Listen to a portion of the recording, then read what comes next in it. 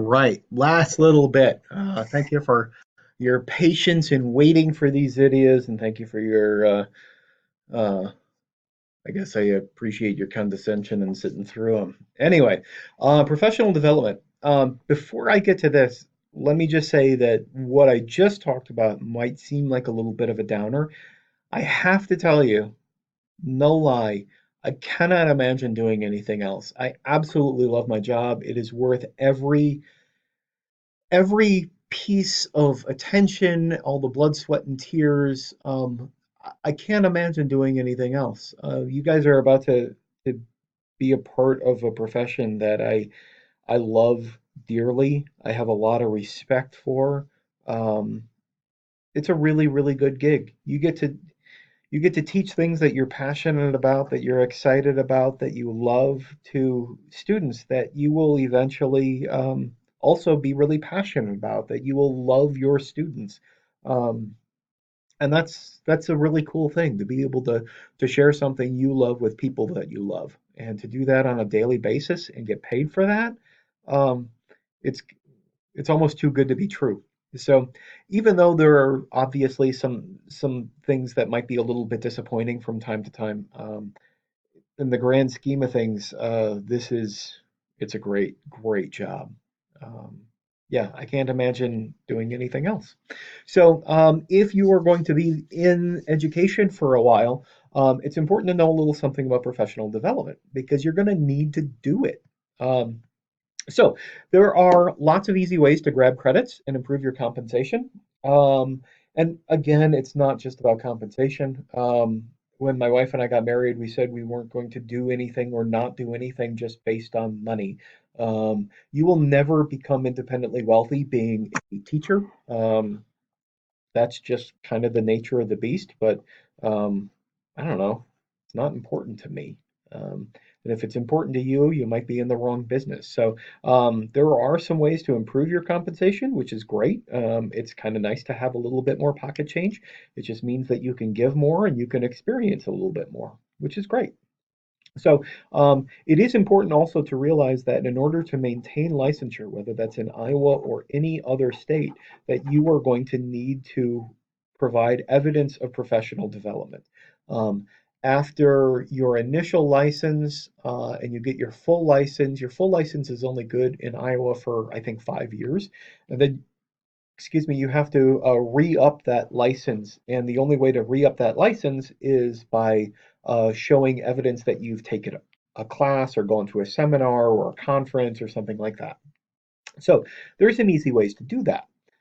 Most schools are going to pay for a percentage of your cost and then increase your level by bumping over on the salary scale. Um, by the way, Act 10, many Wisconsin schools stop paying a percentage. I would, when you are interviewing, um, I think it would be foolish for you not to ask the following question. Um, to say to the principal, eventually I would like to get a master's degree, or I am going to need to update my license and take classes. What kind of incentive do you provide for teachers to get a master's degree in their field, or what kind of incentives do you have for teachers to maintain their licensure?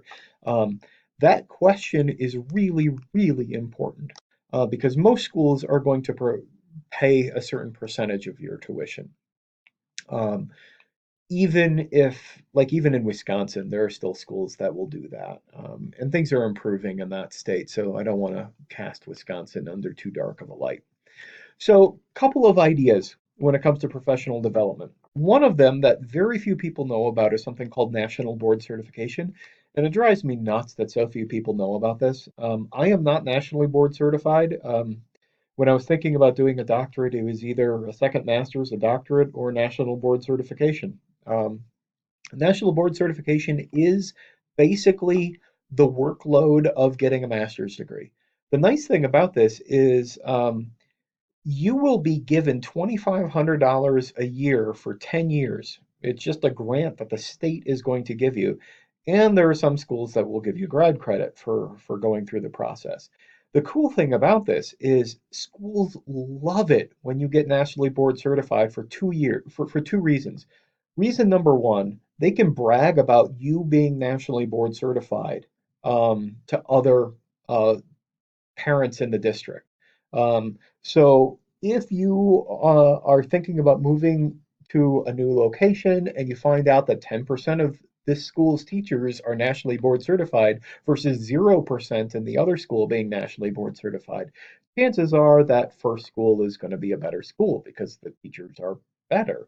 The other reason schools love it when teachers get nationally board certified is it doesn't cost them anything besides maybe the cost of getting certified, which is 2,500 bucks or 3,000 bucks, which is next to nothing considering what it can give you.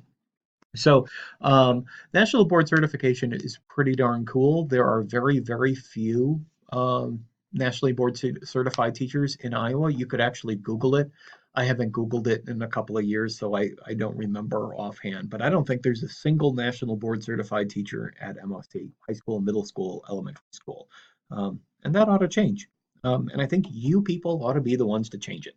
So, um, the other option is getting a master's degree. Most experienced teachers have master's degrees, even though it's kind of on par with national board certification. There are a lot more teachers with master's degrees. The reason that most teachers get master's degrees is it's relatively easy, start to finish.